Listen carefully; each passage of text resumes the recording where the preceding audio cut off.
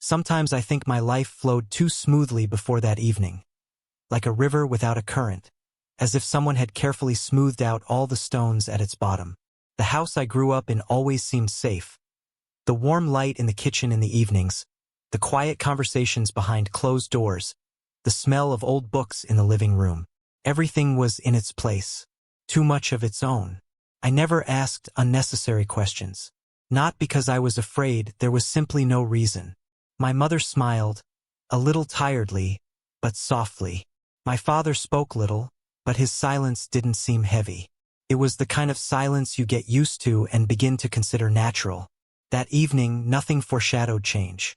I returned later than usual and left the hallway light unturned, a habit I'd developed over the years. Voices drifted from the kitchen. At first, I didn't listen, but then one word seemed out of place, like a note played out of key. Name. It sounded quiet, almost a whisper, but there was something alien about it. I couldn't immediately understand why. I simply felt something tense inside, as if my memory was trying to cling to something but couldn't find support. I stopped. The voices behind the door grew quieter, as if the people they were talking to had sensed the boundary beyond which they shouldn't cross. I didn't hear the entire conversation, only fragments, disconnected. But sometimes that's enough. Sometimes the truth isn't revealed. It emerges, like a hidden design beneath a layer of paint. I took a step back, trying not to make a sound. It was then that it became clear to me for the first time. There was something in this house that was not spoken of out loud. Not because it had been forgotten, but because it had been chosen to be forgotten. Later, back in my room, I sat in the darkness for a long time. Ordinary things around me seemed slightly off-kilter, as if I was looking at them from the wrong angle. I tried to convince myself that nothing had happened, that it was just fatigue, my imagination, a casual conversation. But the name did not go away. It returned again and again, like a soft knock on the door, impossible to ignore. And with it came a strange feeling, not even anxiety, but a premonition, as if my life, so clear and predictable, suddenly turned out to be just the surface. And somewhere underneath it, something else was already beginning to move. The next day, everything seemed the same as always. The same movements, the same words, the same pauses between them. But now I saw cracks in this rhythm. They were barely noticeable. In the way my mother kept her gaze on the table a little longer before raising it to me. In the way my father avoided unnecessary questions, even the simplest ones.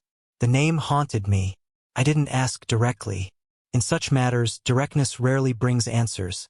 It's more likely to close the final doors. Instead, I began to observe. Listen. Notice what had previously passed me by. The old things in the house suddenly took on weight. I found a box of photographs I hadn't opened in years. The faces in them were familiar, but some were too blurry in my memory, as if I'd once glimpsed them but been prevented from committing them to memory. And among them, her. A woman with a soft, almost elusive smile. Her gaze was strangely warm, as if directed not at the camera, but through it. There was no signature on the back of the photograph, only a date, much earlier than I was born.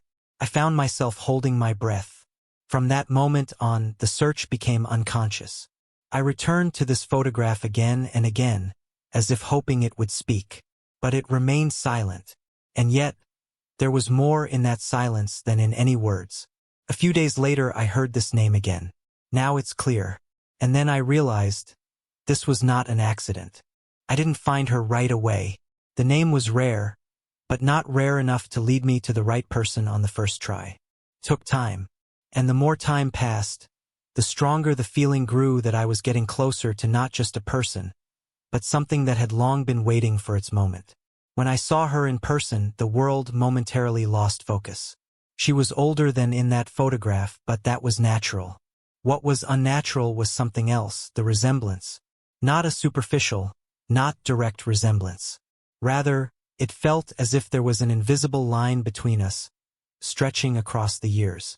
We didn't talk right away. There was a pause, a long one, filled with something that needed no words. I didn't know where to begin, and it seemed she didn't either. But there was no surprise in her gaze, only quiet acceptance. When our hands met, it happened almost by accident. A movement toward each other that neither of us had planned. Her fingers were warm, and the warmth wasn't sharp or scorching. It was soft, enveloping, like the touch of something long familiar but forgotten. I didn't pull my hand away, and she too. There was a strange sense of completion in this simple, almost weightless contact. As if some circle had closed, although I didn't yet understand exactly what it was. And at that moment I finally understood. There is no turning back. The truth didn't come crashing down right away. It unfolded slowly, like a curtain concealing a scene I wasn't prepared for. First, the cautious words, then the pauses between them, and only then the meaning that left no room for doubt. She knew about me. I knew from the very beginning. Her voice didn't shake as she spoke, but there was a weariness in it. Not from talking, but from time. From how long it had remained hidden. The story was not simple.